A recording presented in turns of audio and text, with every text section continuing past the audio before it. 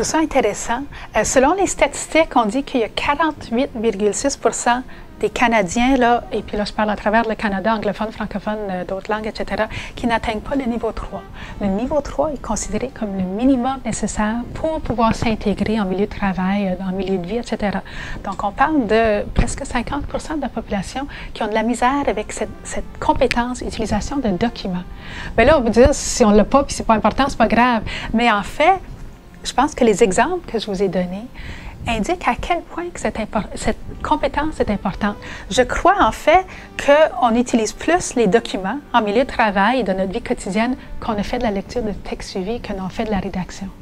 Tu sais? Alors moi, je peux avoir de la misère à lire un texte suivi, puis c'est correct, là, c'est peut-être plate parce que je ne vais pas pouvoir m'enrichir, puis tu sais, je vais manquer beaucoup de choses. Moi, je suis une lectrice, alors je trouvais ça difficile personnellement, mais en fait, lorsque je veux avoir un permis de conduire ou lorsque je veux louer un appartement puis je dois remplir un bail ou lorsque je veux inscrire mon enfant à l'école, c'est l'utilisation de documents qui va primer, pas la lecture de texte ni la rédaction.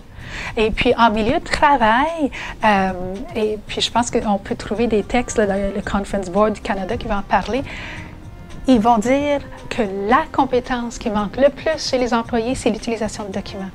Et moi, il me semble que cette compétence devient de plus en plus importante dans nos milieux de travail et évidemment, je crois aussi dans notre milieu, dans notre vie quotidienne.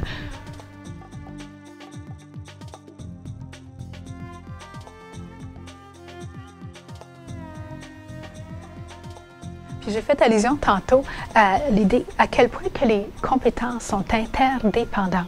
Donc, si on veut lire un document, bien évidemment, il y a des compétences, il y a la compétence de lecture qui vient en ligne de compte. Quoique, c'est une forme de lecture pour faire et non une forme de lecture pour apprendre. OK? Une différence quand même. Et puis, bon, si on veut remplir des documents, remplir des formulaires, il y a la compétence rédaction qui va rentrer là-dedans. Si on veut interpréter un graphique, là, avec des pourcentages, etc., bien là, c'est clair qu'il y a la compétence calcul qui va rentrer là-dedans. Si on parle d'utilisation de documents qui sont, puis je pointe à mon ordinateur que vous ne voyez pas là, mais qui sont sur un support ordinateur, bien à ce moment-là, il va falloir avoir des compétences en informatique parce qu'il va falloir allumer l'ordinateur, il va falloir figurer comment naviguer ce document-là. Naviguer un document par papier est très différent de naviguer un document sur support électronique. Alors, il y a cette compétence-là. Alors, il y a l'interdépendance de toutes les compétences essentielles avec utilisation de documents, mais il y a également l'interdépendance avec les autres types de compétences dont j'ai parlé tantôt.